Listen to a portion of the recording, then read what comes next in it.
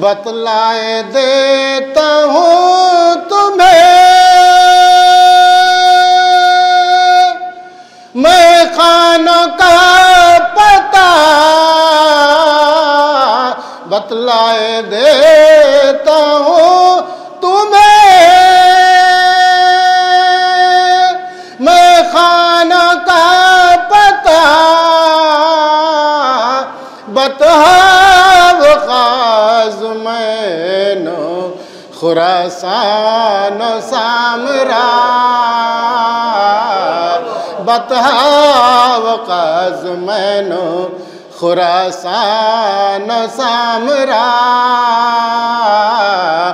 खुर्शीद मुद्दवा मेरा बुर्जे शरफ में है,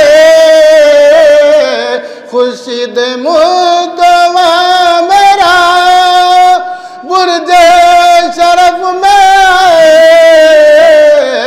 एक करबला में एक मेरा साकी नजफ में है, एक करबला में एक मेरा साकी नजफ में है। नारे सलवात।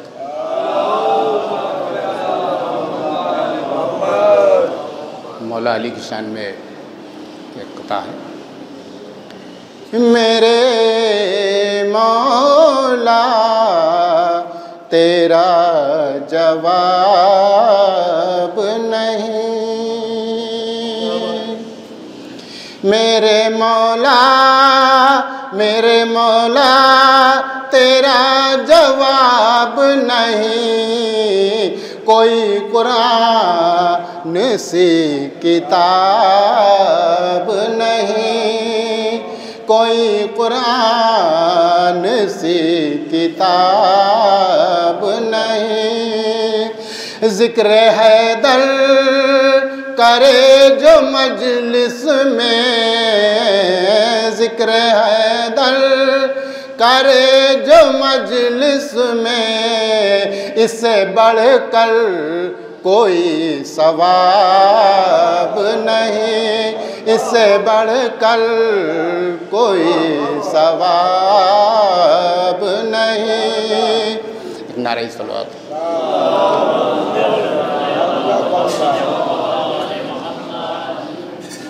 मौला अब्बास के सामने पेश है। मुर्तज़ा और हसने सब्ज़ क़बा और हुसैन, मुर्तज़ा और हसने सब्ज़ क़बा और हुसैन थे इन आगोश के पाले अब्बास, थे इन आगोश के पाले अब्बास। रोज़े आशूरा घर,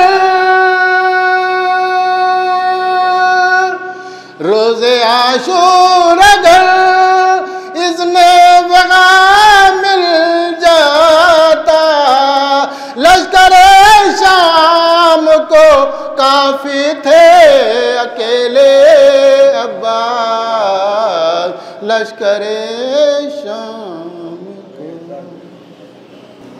आप हज़रात से गुजारिश है कि एक मरतबा सूरह हमद और 3 मरतबा सूरह इखलास की तिलावत फरमा के सैयद फ़िरासत हुसैन ज़ैदी इब्ने सैयद लियाक़त हुसैन ज़ैदी साहब के रूबरू से।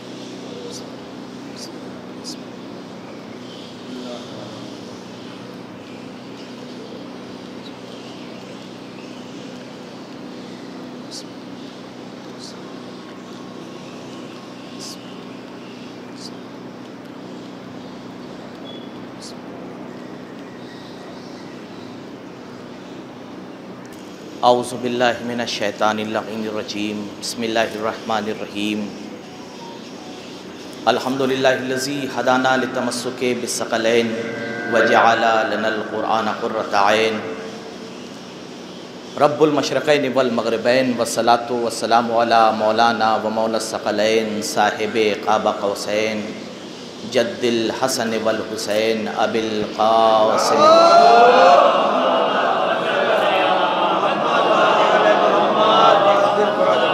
वालिहिल अत्यबीनल अतहरीनल मासूमीन अम्मा बाद फ़क़द क़ाल अल्लाहु तबारक व तआला फ़ी किताबिहिल मुहकम व ख़िताबिहिल मुस्तहकम व क़ौलिहिल अहकम बिस्मिल्लाहिर्रहमानिर्रहीम उदउ इला सबीलि रब्बिका बिल हिकमति वल मौइज़तिल हसनति वजादिलहुम बिल्लती हिया अहसन। सलवात पे मोहम्मद।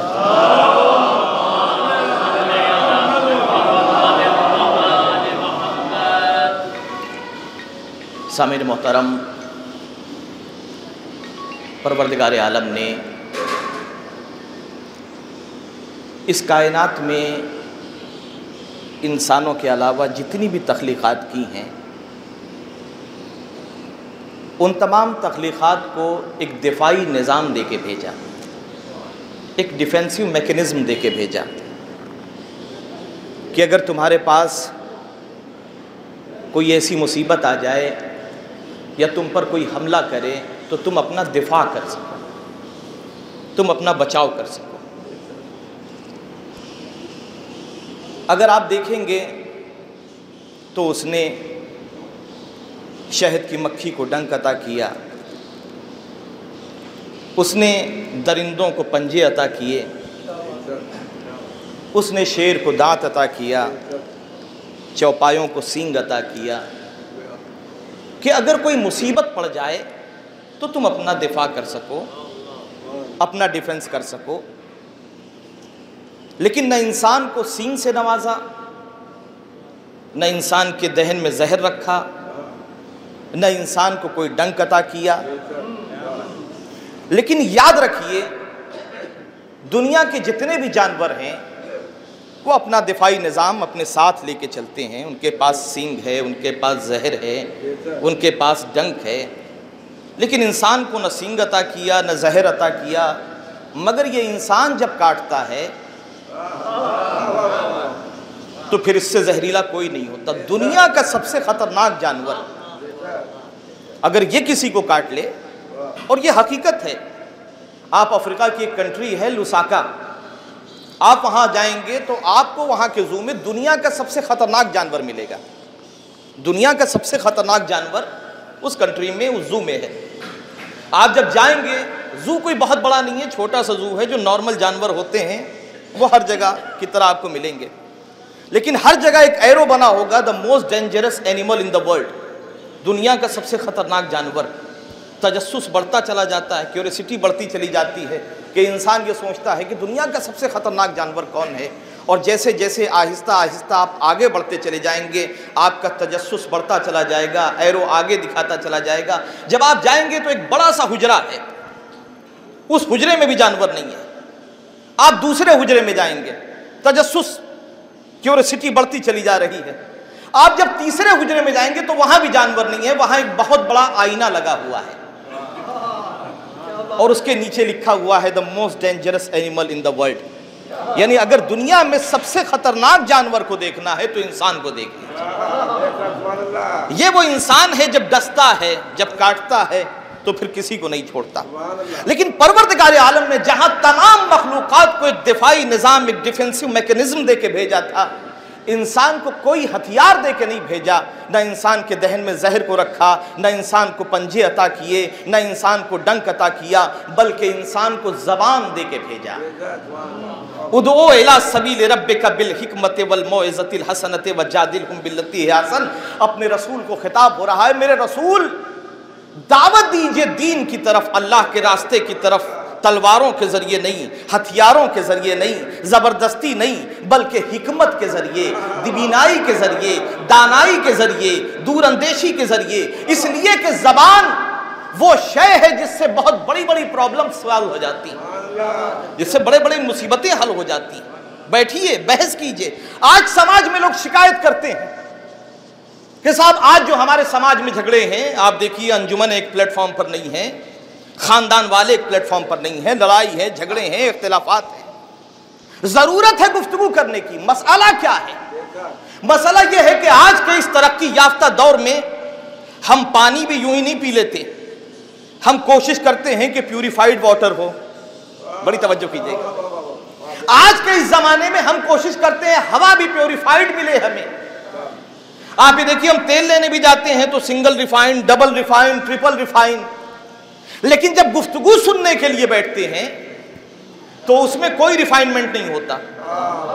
जिसने आके कुछ कह दिया, अच्छा कमाल की फितरत इंसानी है। आप ही देखिए, अगर कोई किसी की आके तारीफ करे, हमारे समाज में अगर कोई आके किसी की तारीफ करने लगे कि साहब फलां साहब बड़े मोमिन हैं, बड़े नमाजी हैं, तो हम फौरन तड़प के कहते हैं कि साहब अरे हमें पता है कितने बड़े नमाजी हैं, कितने बड़े मोमिन हैं, उनकी गहराई हम जानते हैं, वो कहां से बोल रहे हैं हम जानते हैं, उनकी हैसियत क्या है, उनकी 7 नस्लों को जानते हैं।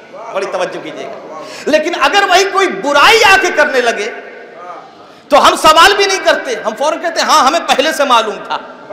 बड़ी तवज्जो कीजिएगा। तो आज के इस तरक्की याफ्ता दौर में हम हर तरह का रिफाइनमेंट अपने लिए इस्तेमाल करते हैं कि साहब हवा भी रिफाइन हो, पानी भी रिफाइन हो, ऑयल भी रिफाइन हो, लेकिन कभी हमने किसी की गुफ्तगू पर फिल्टर लगाने की कोशिश की नहीं, गौर करते हैं। अक्सर लोग आके कहते हैं इमाम सज्जाद, इमाम ज़ैनुल आबिदीन अलैहिस्सलातु वस्सलाम के पास, देखिए फिल्टर क्या है? फिल्टर जो चीजों को पाकीज़ा करता है। इमाम सज्जाद के पास एक शख्स आया और आके कहने लगा कि मौला आपको पता है वो शख्स आपके बारे में क्या कह रहा था? एक शख्स था, वो आपके बारे में क्या कह रहा था?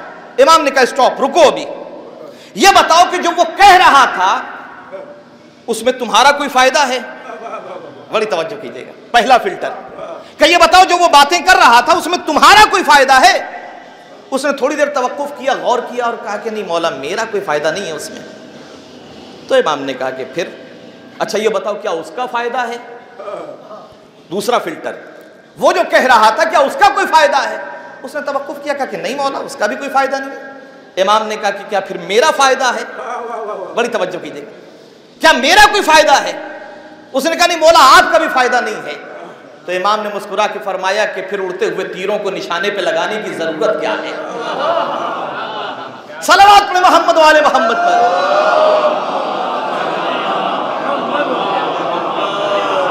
मसला सबसे बड़ा ये है कि हम दुनिया को सुधारने की कोशिश करते हैं। आपने समाज में अक्सर देखा होगा लोग ये कहते हुए नजर आते हैं कि साहब उनको ये करना चाहिए था, उनको ऐसा करना चाहिए था, उन्होंने ये सही नहीं किया। भाई सब उन्हीं को करना चाहिए था। कभी हम अपने गिरेबान में झांक के देखें कि हमें क्या करना चाहिए था? बड़ी तवज्जो। मसला यही है कि हम दूसरे की तरफ उंगली उठाने के लिए तैयार रहते हैं, खुद के गिरेबान में झांकने के लिए तैयार नहीं होते। हम ये चाहते हैं कि पूरा समाज बदल जाए, पूरी सोसाइटी हमारे हिसाब से हो जाए।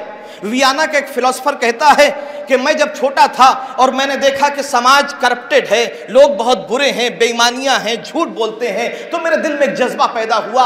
आज भी जवानों के दिल में, जो जवान हो रहे हैं, जो आंखें खोल रहे हैं, जो बच्चे हैं, जब समाज को देखते हैं, इसलिए कि फितरी तौर पर इंसान झूठ नहीं बोलता। नहीं गौर कर रहे हैं आप? फितरी तौर पर बेईमान नहीं होता इंसान। जैसा माहौल मिलता है इंसान वैसा होता है। वो कहता है कि जब मैंने समाज में करप्शन को देखा, जब मैंने समाज में बेईमानी को देखा, जब मैंने समाज में झूठ को देखा, तो मेरे जहन में तसव्वुर पैदा हुआ कि जब मैं बड़ा होऊंगा तो मैं समाज को, पूरे मुल्क को बदल के रख दूंगा। वो कहता है कि मैंने उसके हिसाब से तैयारी की। कभी कभी जज्बात होते हैं मगर उसके हिसाब से तैयारी भी जरूरी होती है। वो कहता है मैंने पढ़ाई में मेहनत की, मैं कॉलेज गया और जाने के बाद यूनिवर्सिटी गया और बहुत बड़ा फिलोसोफर बना, प्रोफेसर बना, और मैंने तब्दीली शुरू की और मैंने अपनी एक पॉलिटिकल पार्टी बनाई, एक निज़ाम कायम किया जिसके तहत मैंने चाहा कि पूरे कंट्री के, पूरे मुल्क के निज़ाम को बदल के रख दूंगा। वो कहता 5-7 साल गुजर गए और मुझे कोई फायदा नजर नहीं आया। तो फिर मैं रुका और मैंने कहा कि साहब ऐसा लगता है कि टारगेट बहुत बड़ा ले लिया, टारगेट बहुत बड़ा ले लिया, थोड़ा टारगेट छोटा करना चाहिए। वो ये कहता है कि फिर मैंने सोचा कि नहीं, कंट्री बहुत बड़ी चीज़ हो गई, मैं अपने ज़िले को बदलूंगा। वो कहता है 2 साल उसमें भी गुजर गए और देखा कि कुछ तब्दीली नहीं आ रही है। फिर मैंने कहा ये भी बहुत बड़ा टारगेट है, मैं अपने ख़ानदान को बदलूंगा। बड़ी तवज्जो कीजिएगा। वो कहता है मैंने कहा कि मैं अपने ख़ानदान को बदलूंगा, 2 साल उसमें भी गुजर गए, कुछ कामयाबी नहीं मिली। आखिर में वो कहता मैंने सर पटक के ये तय किया कि मैं खुद को बदलूंगा।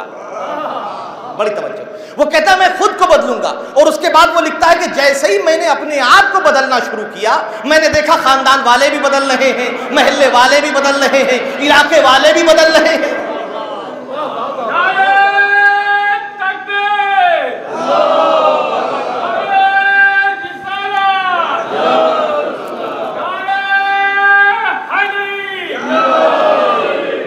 तो मसाला यही है कि हम अपने आप को बदलना नहीं चाहते। हमारी निगाहों पे जो ऐनक लगी हुई है, जापान का एक बहुत बड़ा बिलियनर, बहुत बड़ा बिजनेसमैन, उसे एक बीमारी हो गई। वो बीमारी ऐसी थी कि उसकी आंखें कमजोर होने लगी और उसे कुछ दिखाई देना बंद हो गया। और जाहिर सी बात है, बिलियनर था, अरबपति था, वो दुनिया के बड़े बड़े डॉक्टरों के पास गया। जब उसे कोई फायदा नहीं हुआ तो महल्ले के कुछ बुजुर्गों ने कहा कि देखो अब सबको दिखा लिया है, चलो हमारे यहाँ एक हकीम साहब है, उनको भी दिखा लिया जाए। वो कहने लगा जब इतने बड़े बड़े डॉक्टर कुछ ना कर सके तो ये हकीम साहब क्या करेंगे, कहने दिखा लेने में क्या जाता है। वो गया हकीम के पास, हकीम साहब ने उसकी रिपोर्ट देखी और कहा कि तुम्हें कोई बीमारी है ही नहीं, तुम 10 दिनों में ठीक हो जाओगे। बड़ी तवज्जो कीजिएगा, कहा तुम 10 दिनों में ठीक हो जाओगे। कहने की क्या करना पड़ेगा, भाई बहुत सस्ता सा इलाज है, आज के बाद तुम जो भी चीज देखोगे ना वो सब ग्रीन होना चाहिए, वो सब हरा होना चाहिए। उसने कहा कि भाई मैं अरबपति आदमी, मेरे लिए कोई मुश्किल नहीं है। वो चला, उसने सबसे पहले अपनी गाड़ी का कलर तब्दील किया, अपने रास्ते के तमाम मंजर को तब्दील किया, अपने घर के इलाके में ग्रीनरी लगाई, अपने घर के कलर को तब्दील किया, अपने सारे स्टाफ के लोगों के कपड़े तब्दील किए, अपने ऑफिस में ग्रीनरी लगवाई, अपने ऑफिस में हर फर्श ग्रीन किया, अपना पूरा ऑफिस ग्रीन किया। 8-10 दिनों के बाद उसे कुछ फायदा नजर आया। बड़ी तवज्जो कीजिए। तो वो शुक्रिया अदा करने के लिए उस हकीम के पास गया और उसने जाके कहा कि भाई आपका बड़ा बड़ा शुक्रिया, बहुत शुक्रिया, इसलिए कि आपके इलाज ने मेरे अंदर काफ़ी इंप्रूवमेंट पेश किया है, काफ़ी इंप्रूवमेंट किया है और मेरी आंखें अब सही होने लगी। लेकिन याद रखिए, अगरचे मैं बिलियनर हूं मगर आपका ये इलाज मुझे बहुत महंगा पड़ा। बड़ी तवज्जो कीजिएगा।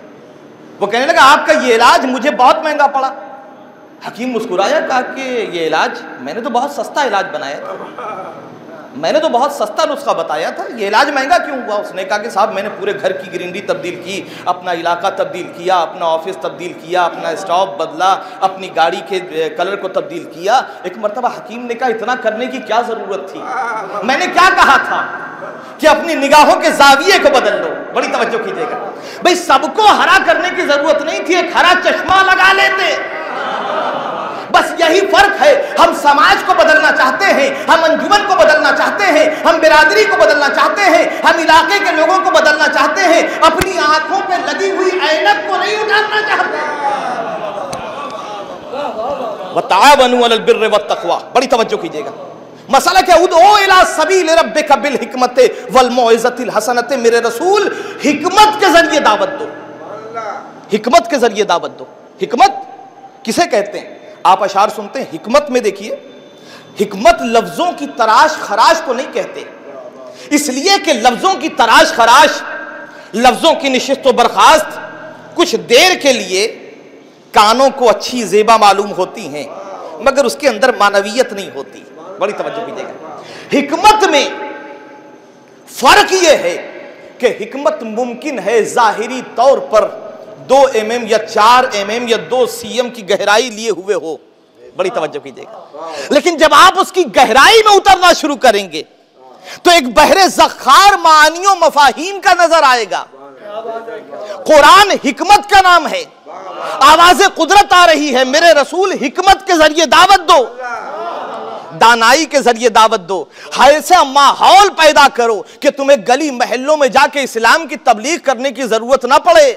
बड़ी तवज्जो कीजिएगा।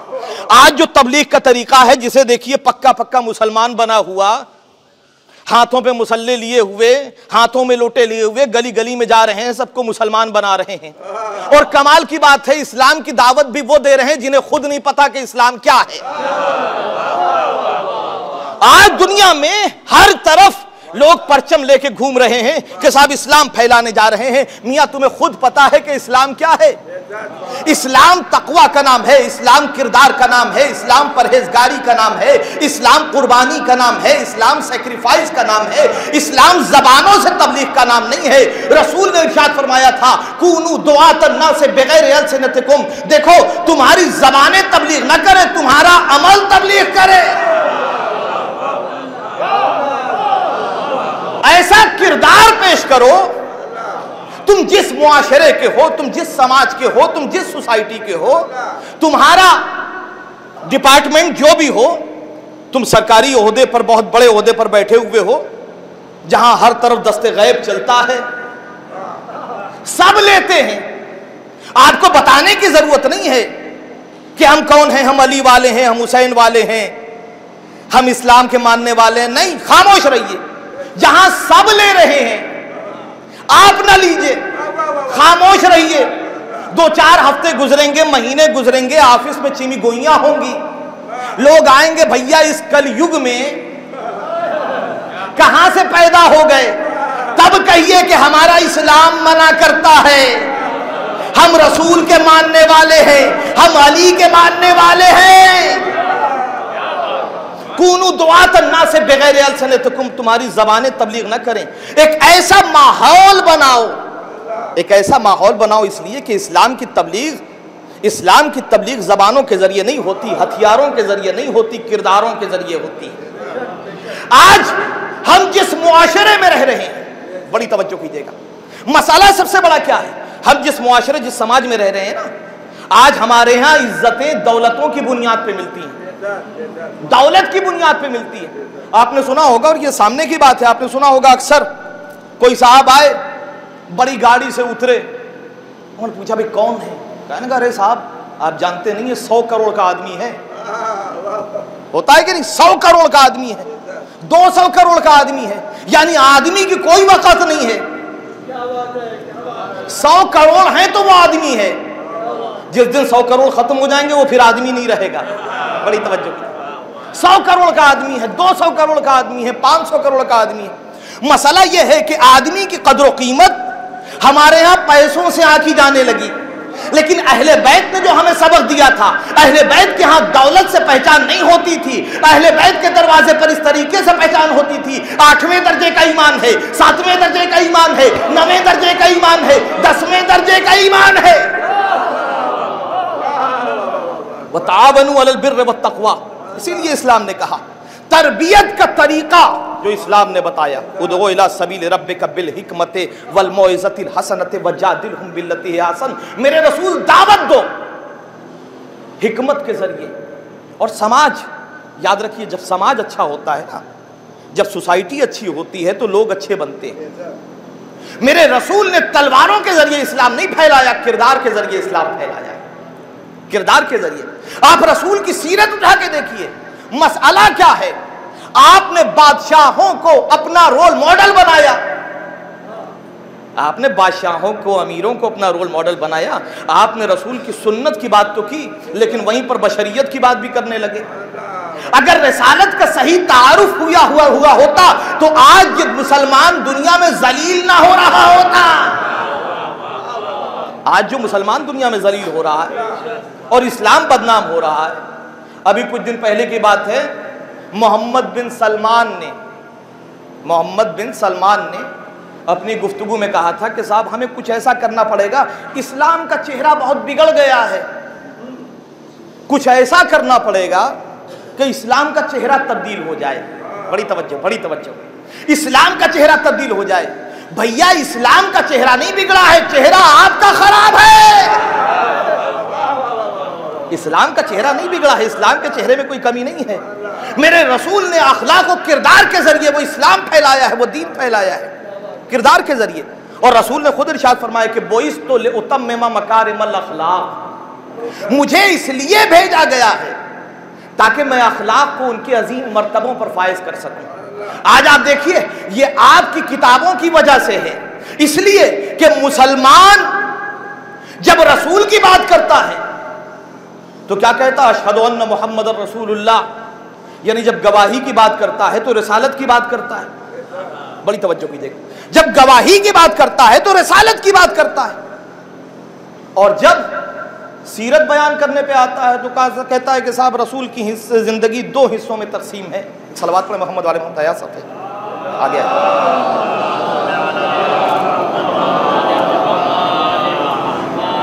एक और सलवात पर मोहम्मद वाले,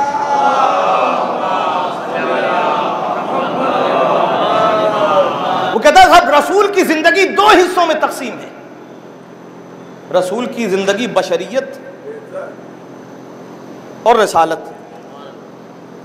जब कलमा पढ़ता है तो रिसालत की बात करता है, अशहदु अन्ना मुहम्मदर रसूलुल्लाह, वहां पर बशरियत की बात नहीं करता।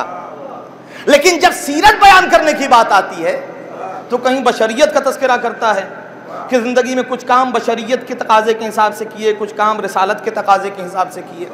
घर में जितने काम किए वो बशरियत के तकाजे से, मस्जिद में जो काम किए वो रिसालत के तकाजे से। बड़ी तवज्जो, जाहिर सी बात है ना, लॉजिकल बात है।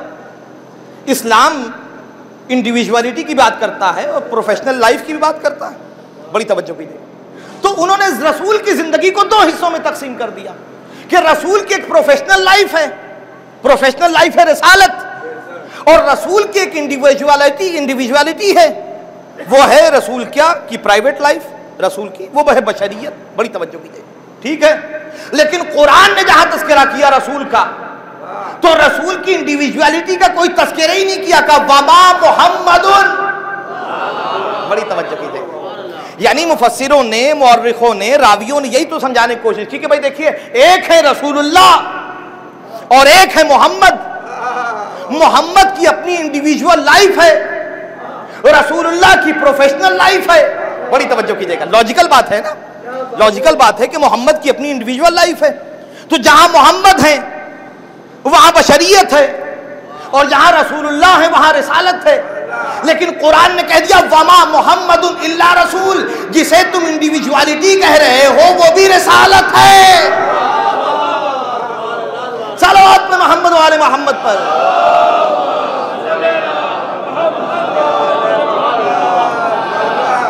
और आप देखिए, यही वजह है कि मैं कहा करता हूं कि आज मुसलमानों के पास, आज दुनिया में आप देख रहे हैं अक्सर न्यूज़ आती रहती है, आज कोई भी खड़ा हो जाता है और सरकार ख़त्मी मरतबत के बारे में जिस तरीके गुस्ताखी चाहता है करके चला जाता है।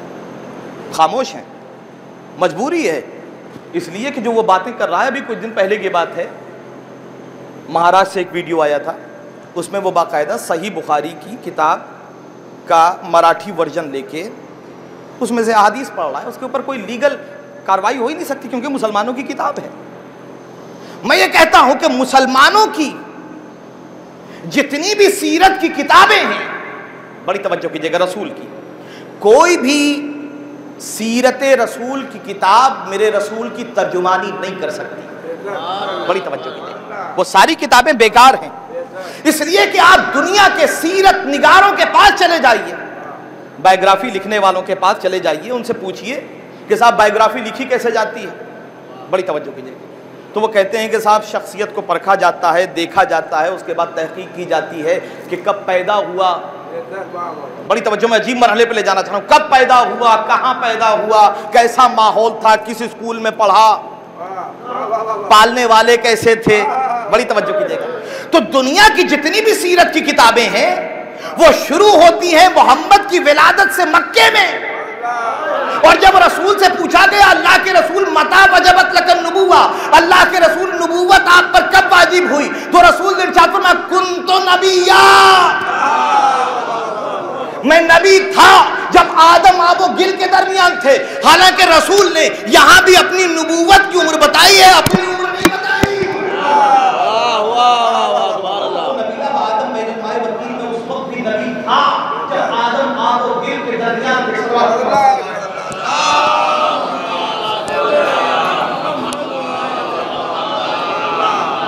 तो अल्लाह के रसूल आप कब से हैं?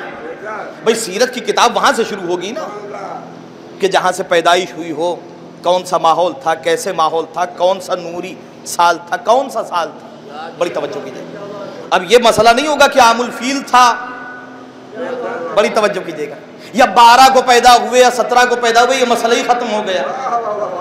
अल्लाह के रसूल कब से? तो रसूल ने नबूवत की उम्र बताई और इरशाद में अव्वल मा खलक अल्लाहु नूरी, खुदा ने सबसे पहले मेरे नूर को पैदा किया।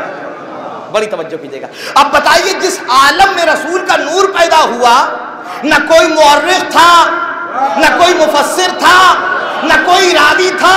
अब अगर सीरत पूछना हो तो उन्हीं से तो पूछी जाएगी जिनके लिए रसूल ने कहा हो अना वालियुम मिन नूरिन वाहिद। सलावत में मोहम्मद वाले मोहम्मद पर।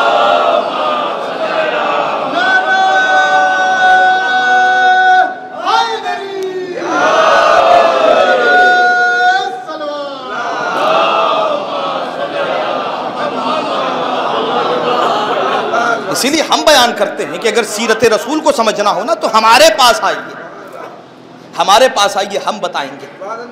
इसलिए कि जब सीरत रसूल, रसूल का चेहरा अगर हमसे समझा गया होता, बड़ी तवज्जो कीजिएगा, रसूल की सीरत अगर हमसे समझी गई होती तो ये दुनिया में इख्तिलाफात ना होते, ये झगड़े ना होते। रसूल का किरदार अगर हमसे समझा गया होता, इसलिए कि वो हम हैं जो 1400 साल से सीरत रसूल भी बचा रहे हैं, इस्लाम भी बचा रहे हैं। 1400 साल से हम इस्लाम बचा रहे हैं, ये हमारी कुर्बानियां। और आज तो बड़े बड़े मुफ्ती कहने पे मजबूर हैं कि साहब शियों की तारीख कुर्बानी की तारीख है। ये वो हैं कि जिन्होंने हमेशा कुर्बानी पेश की।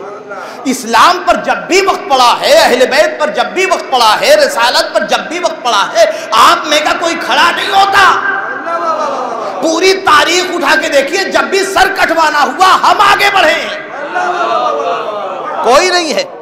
आपने तशनगी है आपके यहां, आप चाहते हैं कि कोई तो खड़ा हो, कोई तो बोले, लिहाजा आपने मामूली लोगों को अपना लीडर बना लिया। पूरी तारीख इस्लाम उठा के देखिए, आपके जितने बड़े बड़े लीडर गुजरे हैं वो बादशाह तो हो सकते हैं, इस्लाम पे कुर्बान करने वाले नहीं है, इस्लाम पे कुर्बानी देने वाले नहीं है। हाँ, कुछ नाम आते हैं, तारीख उठा के देखेंगे आप, जिन्होंने क्रूसेड में, सलीबी जंगों में दिफा किया इस्लाम का।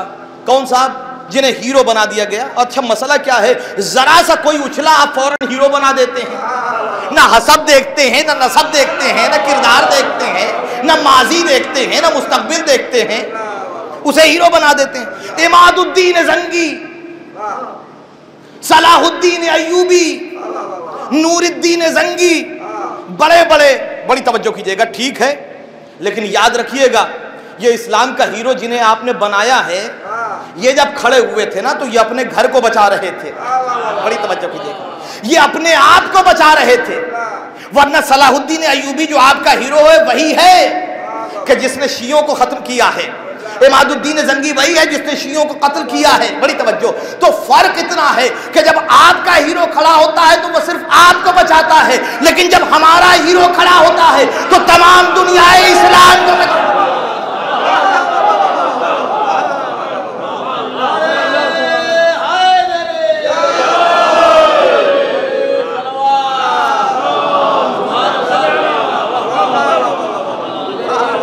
जब हमारे हीरोज खड़े होते हैं तो तमाम आलम इस्लाम के लिए बचाते हैं, आलम इस्लाम को बचाते हैं। अब समझिएगा, ये दर्स हमें करबला से मिला है, इसलिए कि जिनके घर का इस्लाम है,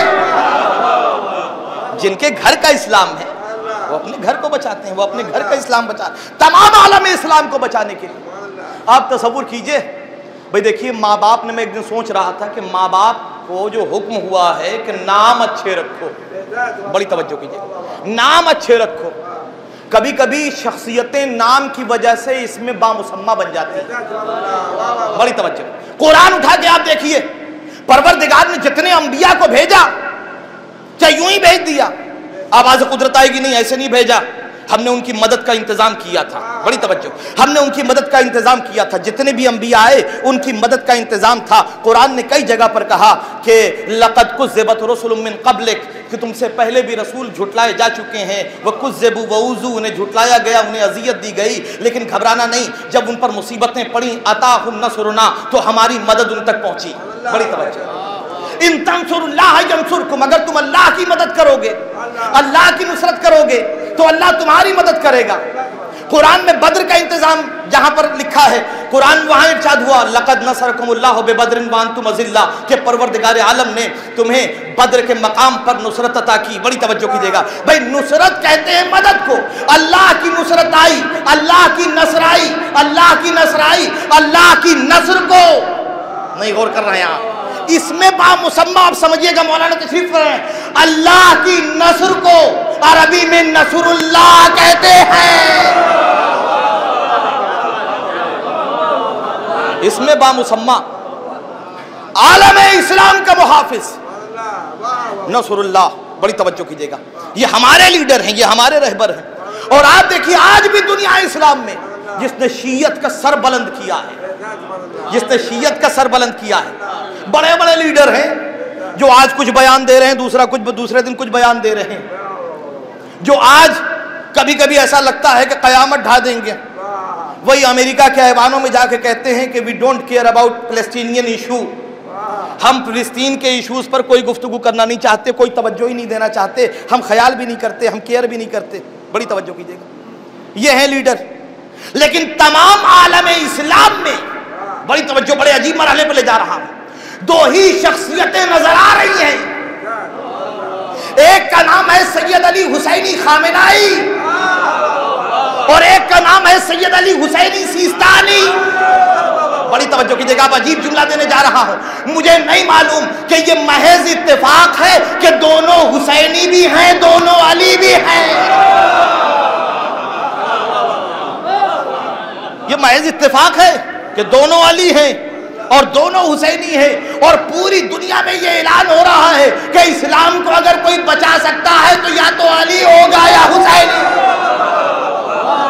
सलावत पढ़े मोहम्मद वाले मोहम्मद पर।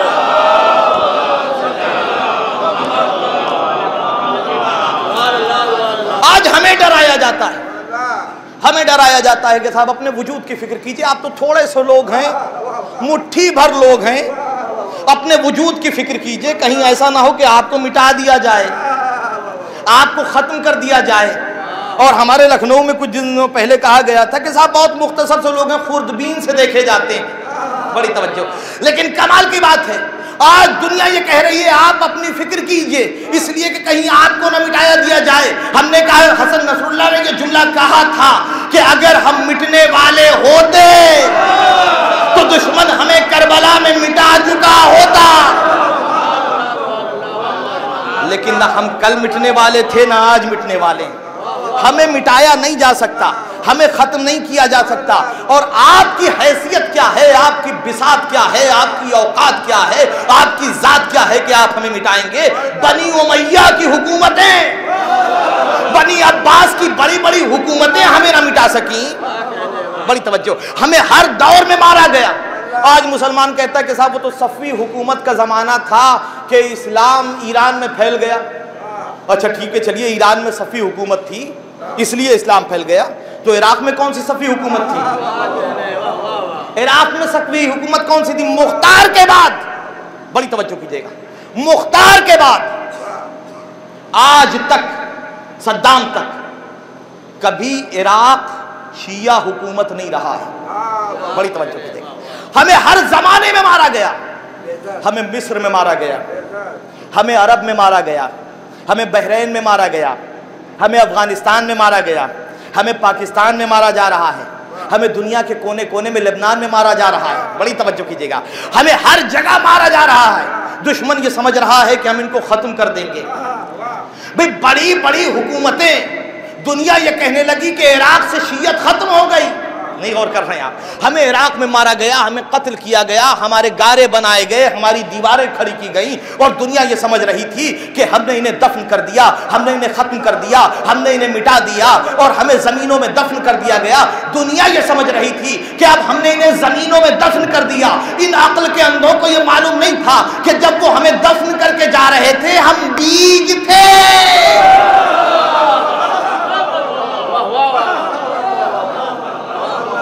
हमें कत्ल किया गया, हमें मारा गया, हमें मिटाने की कोशिश की गई। आज दुनिया कहती है कि साहब अपने वजूद की फिक्र कीजिए, कहीं ऐसा ना हो कि आपका वजूद खत्म हो जाए। मैं ये कहता हूं भाई वजूद की फिक्र वो करे जो कौम लावारिस हो। जिस कौम का वारिस होता है, हमें मिटाने की कोशिश की गई, हमें मारने की कोशिश गई। दुनिया ये समझ रही थी कि हमने खत्म कर दिया। बड़ी तवज्जो कीजिएगा। और दुनिया ये कह रही थी कि इराक से शियत खत्म हो गई। बड़ी तवज्जो, अजीब मरहले पे ले जाना चाह रहा हूं। दुनिया ये समझ रही थी कि इराक से शियत खत्म हो गई, लेकिन जैसे ही सद्दाम की हुकूमत गिरी है, गलियों से शिया निकलने लगे, महल्लों से शिया निकलने लगे, इलाकों से शिया निकलने लगे, पूरे कबीले ने शियत का ऐलान कर दिया। बड़ी तवज्जो कीजिएगा। आज नंबर 80% तक पहुंच गया। दुनिया ये समझ रही थी शियत खत्म हो गई, लेकिन जैसे ही जुल्म का तसल्लुत खत्म हुआ, गली गली से शिया निकले। मैं यही कहता हूं जरा सऊदी अरब से जुल्म का तसल्लुत खत्म होने दीजिए, फिर पता चलेगा मक्के में कितने शिया हैं, मदीने में कितने शिया हैं। सलवात पे मोहम्मद वाले मोहम्मद पर।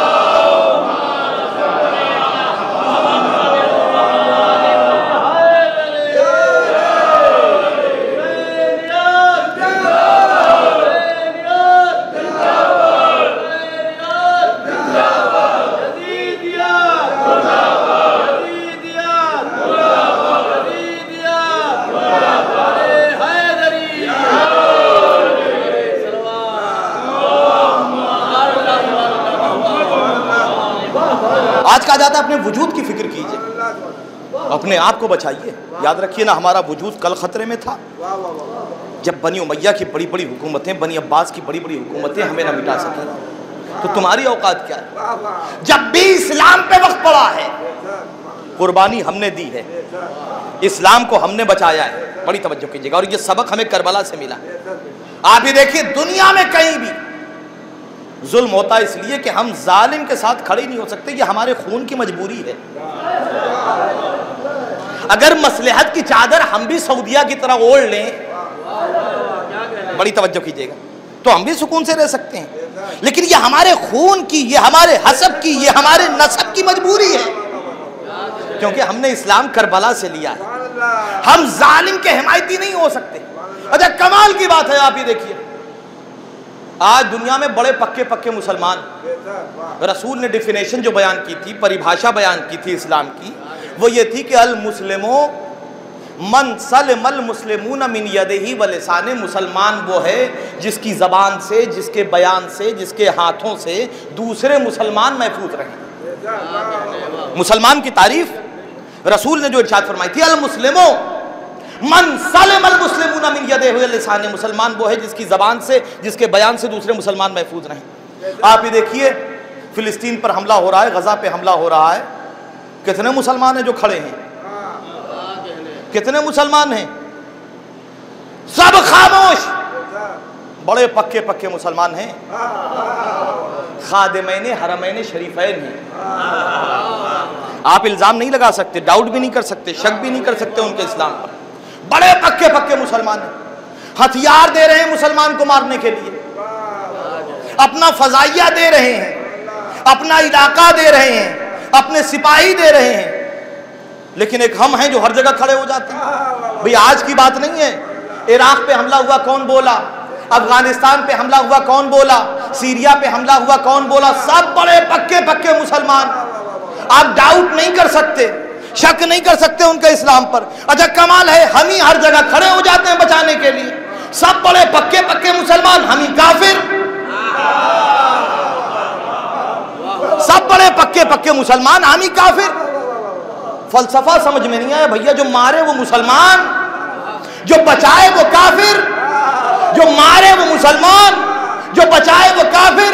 काज़ा तारीख बड़ी पुरानी है, रसूल के पक्के पक्के दुश्मन मुसलमान हो गए, बचाने वाला अबू तालिब काफिर का काफिर।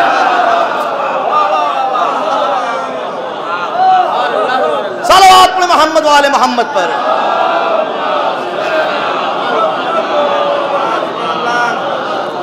तो हम जालिम के मुकाबिल में ये सबक हमें करबला से मिला।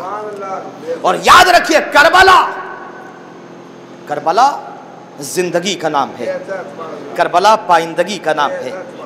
कभी पशमुर्दा ना होइएगा कि इतना मार दिया गया, इतने खत्म कर दिए गए, इतने मिटा दिए गए। बड़ी तवज्जो कीजिएगा, फर्क इतना है कि तुम मरते हो तो वासिले जहन्नम होते, हम जाते हैं तो हमारी बानी पे अली आते हैं। हमें मिटाया नहीं जा सकता, हमें खत्म नहीं किया जा सकता, हमें खत्म नहीं किया जा सकता, इसलिए कि हमारा शहादत इंतजार कर रही है। शहादत हमारा विरसा है और फर्क नहीं पड़ता कि हम मैदान जिहाद में मरें या बिस्तर पे मरें। मम्मा ताला हुब्बे आले मोहम्मदिन माता शहीदा। जिसके दिल में मोहब्बत अहले बैत हो, अहले बैत ने शहादत को इतना आसान कर दिया।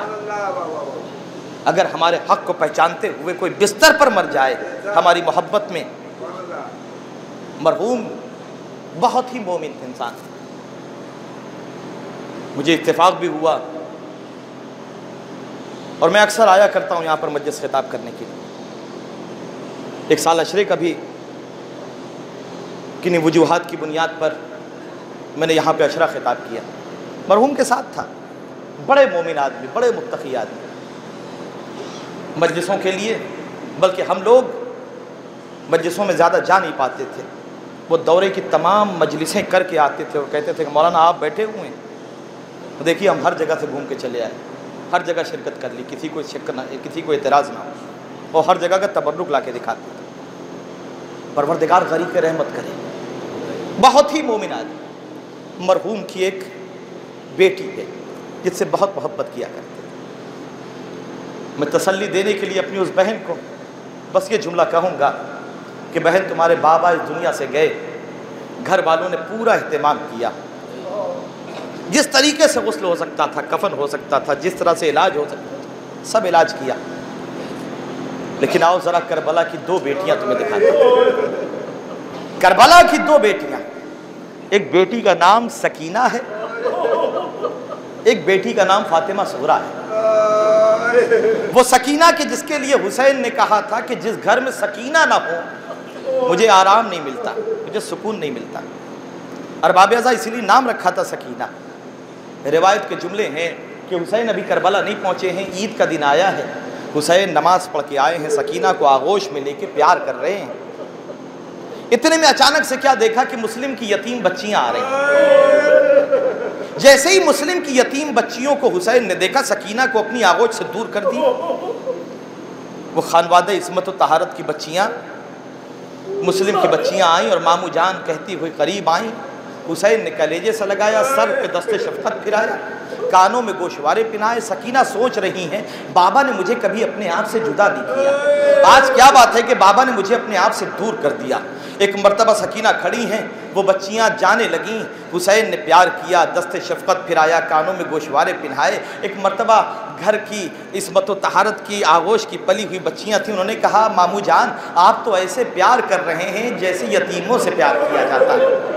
अरबाब अज़ा वो बच्चियां चली गईं, सकीना दूर खड़ी हुई हैं। हुसैन करीब आए, सकीना को आगोश में लिया और लेने के बाद कहा, मेरी बच्ची मैंने तुझसे नाराज नहीं हूँ। सकीना ने हाथों को जोड़ा, बाबा आपने मुझसे अलग क्यों कहोगे कर दिया? इसलिए कि बाबा कभी आपने मुझे अपने आप से दूर नहीं किया, कभी आगोश से दूर नहीं किया। सकीना को कलेजे से लगाया, नहीं मेरी बच्ची तुझे नहीं मालूम, अरे ये बच्चियां यतीम हैं, परवरदिगार का हुक्म है जब यतीमों को देखो ना तो उनके सर पे दस्ते शफकत फिराया करो, जब यतीमों को देखो तो उनके कानों में गोशवारे पिन्हाया करो।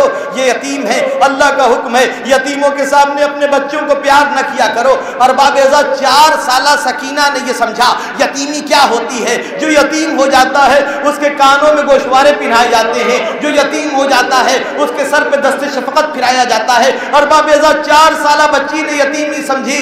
अरबाब अज़ा 10 मुहर्रम आई, आवाज आई, अला क़द क़ुतिल हुसैन बिकर करबला। सकीना ने सोचा कोई आएगा। बाबा ने कहा था जो यतीम हो जाए उसके कानों में गोशवारे पिन्हाए जाते हैं, जो यतीम हो जाए उसके सर पे दस्ते शफकत फिराया जाता है। एक मर्तबा सकीना मख्तल की तरफ चली और बाबेजा रिवायत के जुमले हैं, शिमरे मलून आगे बढ़ा, रुखसारों पे तमाचे मारे, कानों से बुंदे उतारे। सकीना ने मख्तल को रुक किया, बाबा आपने कहा था जो यतीम हो जाता है उसे प्यार किया जाता है।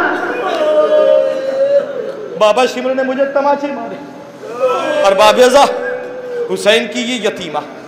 और आइए आपको दूसरी यतीमा दिखाऊं जो करबला में नहीं है, मदीने में है, इंतजार कर रही है, जिसने बाबा ने वादा किया था कि सुगरा जब हालात मयस्सर होंगे ना तो मैं अली अकबर को भेजूंगा लेने के लिए। और बाबेजा रिवायत के जुमले हैं, असरे आशूर हुसैन आए हैं।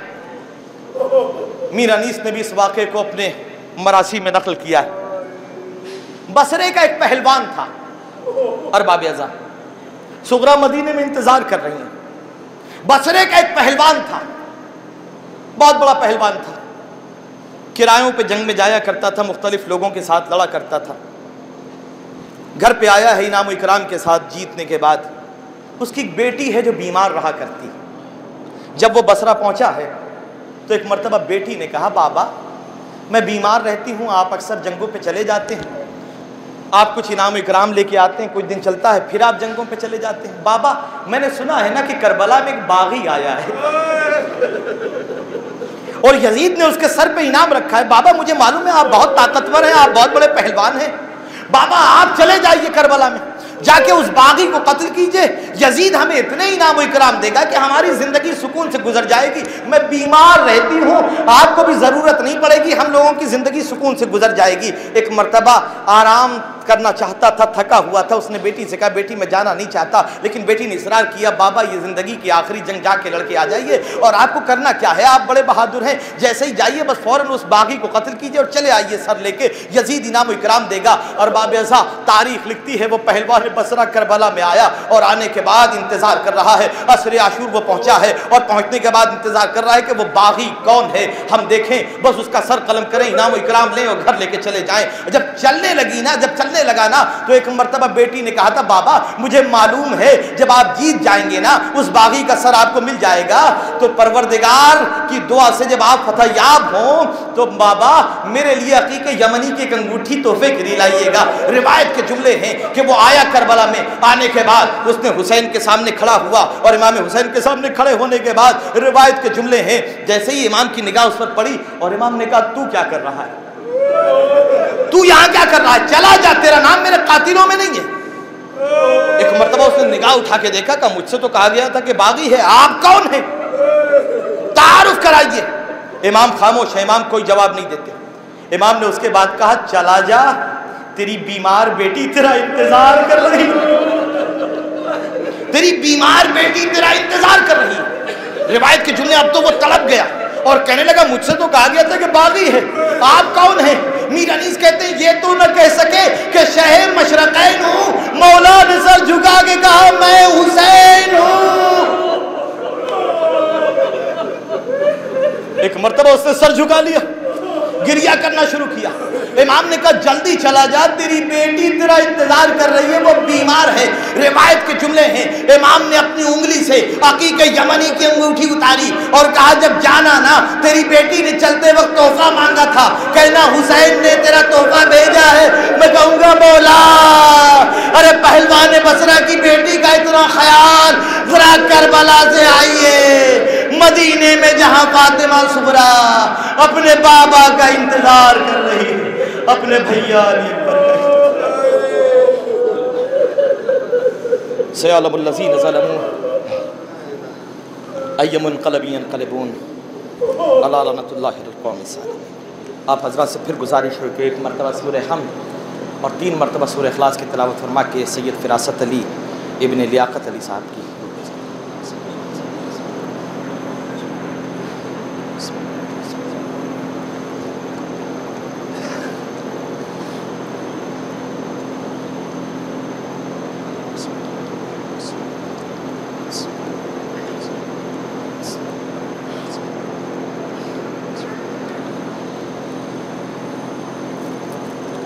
और आप हज़रात से गुजारिश है कि एक बच्चा बहुत बीमार है, आप ही के इलाके का है, परवरदिगार उसे जल्दी से जल्दी शिफाए कामिला शिफाए आजिल अता करें। माबूद हम में जो बीमार हैं उन्हें शिफाए कामिला शिफाए आजिल अता फरमा। माबूद इमाम ज़माना के ज़हूर में ताजील फरमा, हमें उनके आवान व अंसार में शुमार करें। व आखिर दावा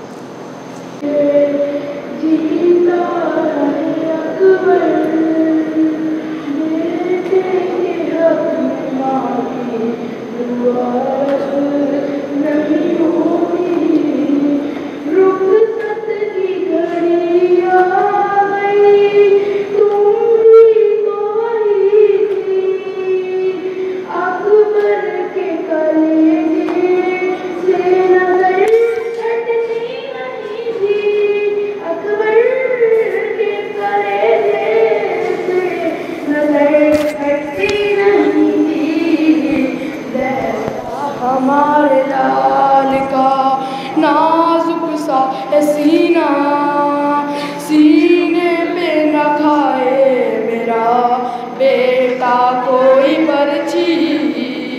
लैला दुआ कीजिए जीता रहे अकबर, बेटे के हक में माँ की दुआ रद्द नहीं होती।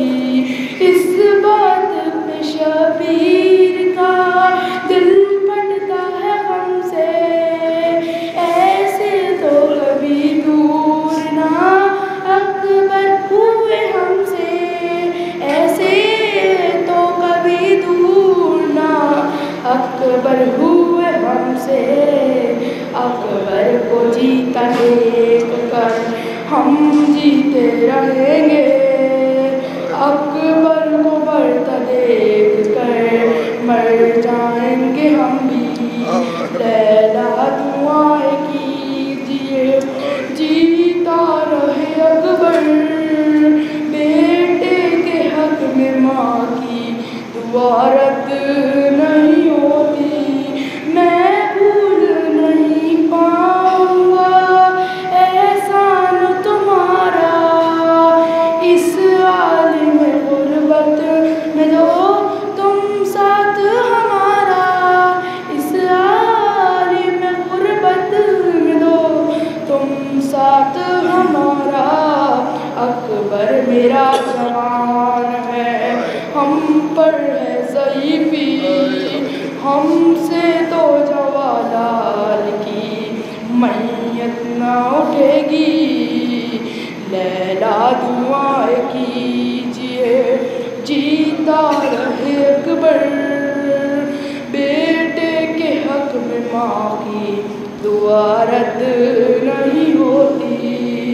मैं अब जल्दी दुआ के लिए हाथों को उठा लो, ए मादर अकबर मेरी ज़ैनब को बचा लो, ए मादर अकबर मेरी ज़ैनब को बचा लो। 18 साल उसने अकबर को है पाला, कड़ियल जवालाल की वो लाशा वो ना देख सकेगी। लैला दुआएं कीजिए जीता रहे अकबर, बेटे के हक में माँ की दुआ रद्द नहीं होती। सेहरे के सजाने का जो अरमान था लैला, अरमानी रह जाएगा अकबर जो ना आया। अकबर को अपने हाथ से दूल्हा मैं बनाऊं, 18वीं मन्नत भी बढ़ाऊं।